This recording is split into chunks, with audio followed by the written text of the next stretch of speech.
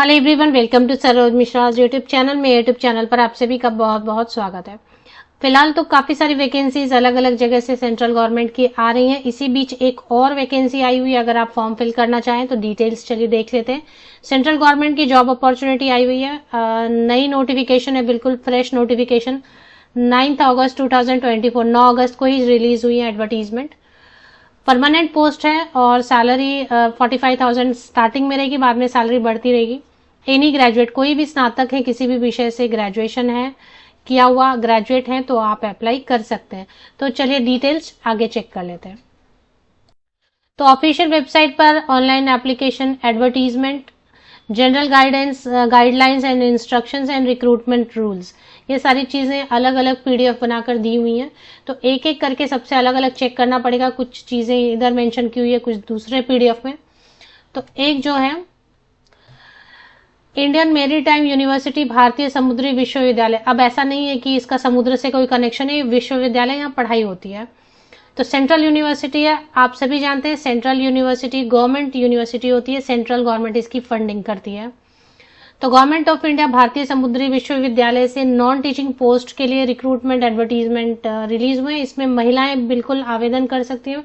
Female candidates are encourage to apply. यहाँ पर क्या लिखा है इन्होंने, women candidates are encourage to apply. मतलब ऐसा नहीं है कि समुद्री विश्वविद्यालय है तो सिर्फ पुरुष अभ्यर्थी अप्लाई करेंगे, सभी कर सकते हैं अप्लाई, महिलाएं भी आवेदन कर सकते हैं। तो अब इसमें ये नहीं है कि ये समुद्र में है रहेगा विश्वविद्यालय या समुद्र से रिलेटेड इसमें पढ़ाई होती है, इसलिए जो कोर्सेज रन होते हैं। यहाँ पर नॉन टीचिंग पोस्ट के लिए एडवर्टीजमेंट है। जॉब लोकेशन मल्टीपल जगह पे रहेगी। इसकी जो जॉब लोकेशन रहेगी वो मुंबई में हो सकता है, कोलकाता मतलब वेस्ट बंगाल में, वाइजैग में मतलब साउथ में, कोची में एंड चेन्नई में। तो 1 2 3 4 5 जगह पे जॉब लोकेशन रहेगी, मुंबई महाराष्ट्र में, कोलकाता वेस्ट बंगाल में, और ये तीनों साउथ में रहेंगे, वाइजैग, कोची एंड चेन्नई। तो इनमें से कहीं पर जॉब लोकेशन हो सकती है। चलिए अभी देख लेते हैं। नोटिफिकेशन में जो पोस्ट है वो है असिस्टेंट की पोस्ट। टोटल 15 वैकेंसीज है, 15 वैकेंसीज, और असिस्टेंट फाइनेंस जिसमें 12 वैकेंसीज है। डायरेक्ट रिक्रूटमेंट है, परमानेंट पोस्ट है।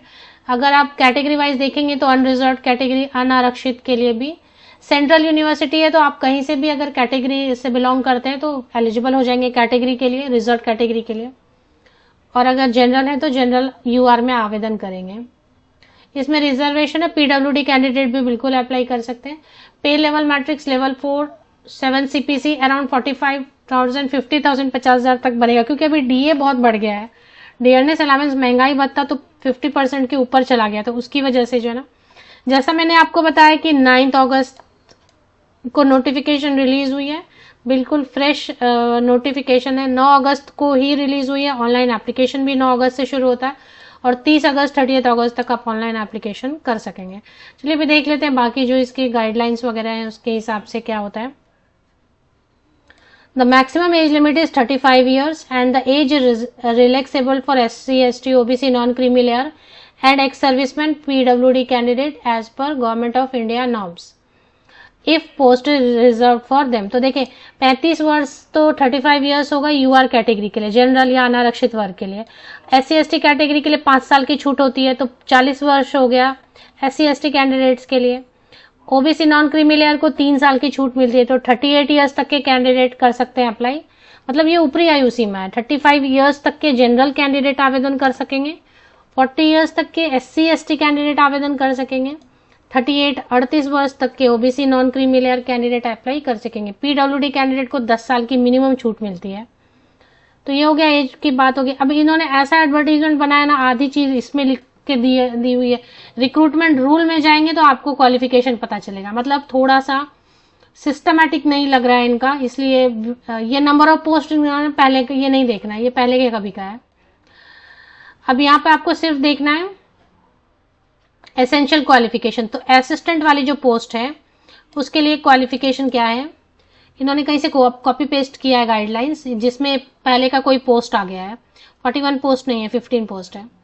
तो एसेंशियल क्वालिफिकेशन देखेंगे, bachelor degree from a recognised university, मतलब कॉलेज यूनिवर्सिटी जहां से भी आपने किया हो, प्राइवेट हो गवर्नमेंट हो, कोई प्रॉब्लम नहीं है।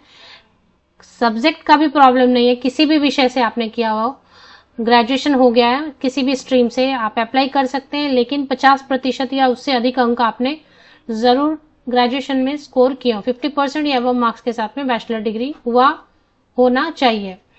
एंड थोड़ा इंफॉर्मेशन एंड कम्युनिकेशन टेक्नोलॉजी का वर्किंग नॉलेज आपको होना चाहिए। तो ये असिस्टेंट वाली पोस्ट के लिए हो गया। एक्सपीरियंस कोई ज़रूरी नहीं है, एक्सपीरियंस की कोई ज़रूरत नहीं है इसमें, मतलब फ्रेशर अप्लाई कर सकते हैं। प्रोबेशन पीरियड रहेगा 2 साल का, 2 इयर्स का प्रोबेशन पीरियड रहेगा, जिसे आप परिवीक्षा काल या ट्रेनिंग पीरियड भी बुलाते हैं। अब एक है असिस्टेंट फिनांस। असिस्टेंट फिनांस में क्या मांग रहे हैं वो भी देख लेते हैं। असिस्टेंट फाइनेंस मैंने आपको बताया ना, इन्होंने ऐसा बनाया ना कि कॉपी पेस्ट किया है, तो कोई और पोस्ट आ गया है, पहले का पोस्ट नहीं देखेंगे, सिर्फ एज लिमिट, अपर एज लिमिट 35 ईयर्स है। और असिस्टेंट फाइनेंस वर्ड से ही आपको समझ आ रहा होगा, लेकिन फिर भी इसमें भी काफी कैंडिडेट कर पाएंगे अप्लाई। इसमें एसेंशियल क्वालिफिकेशन में क्या मांग रहे हैं, bachelor degree from a recognised university, मतलब किसी भी कॉलेज, यूनिवर्सिटी, प्राइवेट, गवर्नमेंट जो भी है, वैलिड डिग्री होनी चाहिए, फेक नहीं होना चाहिए कॉलेज, ये कहने का मतलब है। 50% या अबव मार्क्स के साथ, या तो कॉमर्स में होना चाहिए ग्रेजुएशन। फाइनेंस वाले में रिस्ट्रिक्शन है, एनी ग्रेजुएट नहीं कर सकते, कोई भी स्नातक नहीं कर सकते। तो जो कॉमर्स से या मैथमेटिक्स से या स्टैटिस्टिक्स से, कॉमर्स या मैथ्स या स्टैट्स, इसमें से किसी भी सब्जेक्ट से, स्ट्रीम से आपने 50% या अबव मार्क्स के साथ बैचलर डिग्री ग्रेजुएशन किया है, तो असिस्टेंट फाइनेंस के लिए आप अप्लाई कर सकेंगे। अब इन्होंने अलग अलग दे रखा है तो थोड़ी सी प्रॉब्लम हो रही है, लेकिन मैं आपको क्लब करके बता रही हूँ। फीस की डिटेल भी देखेंगे, फी कहाँ पर दिया है वो भी ढूंढना पड़ेगा। चलिए, तो फी जो है ना इन्होंने दे दिया है इसमें, जनरल गाइडलाइन वाले में दिया है फी, पेज नंबर 5 पे।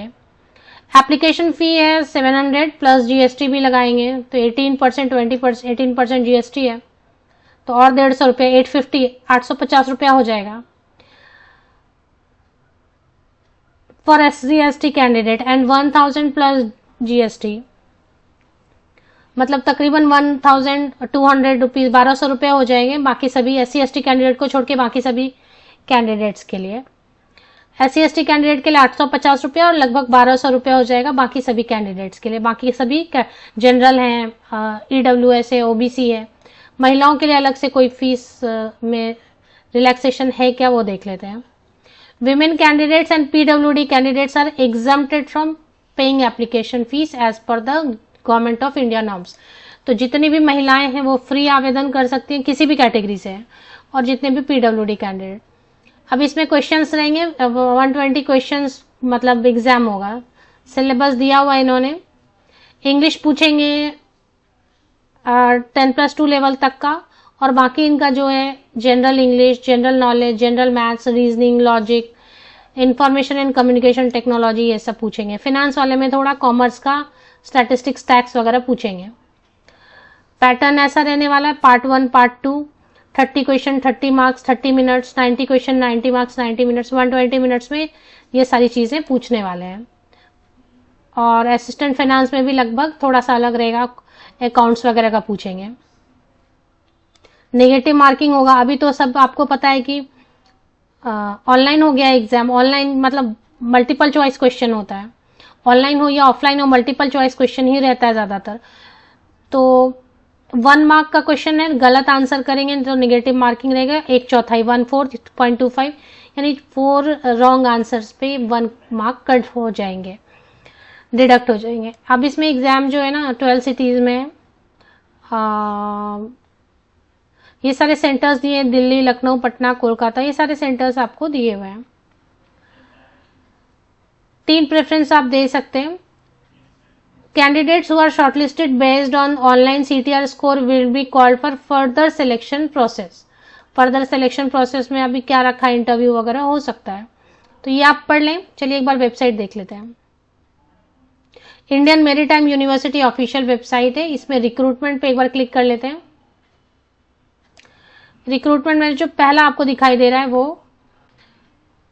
Recruitment of non teaching post assistant finance, 30 अगस्त तक आप अप्लाई लास्ट कर सकते हैं। डिटेल्स पे क्लिक करेंगे तो डिटेल्स आपको मिल जाएंगे। तो होम पेज पे आना है आपको। ये लिंक आपको इसी यूट्यूब वीडियो के डिस्क्रिप्शन बॉक्स को चेक करें, नीचे तक स्क्रॉल डाउन करके लिंक मिलेगी, उसमें आपको रिक्रूटमेंट सेक्शन में जाना है। लिंक के लिए इसी यूट्यूब वीडियो के डिस्क्रिप्शन बॉक्स को आप चेक कर लें नीचे तक स्क्रॉल डाउन करके, या फिर आप विकिपीडिया से डायरेक्ट ले लें।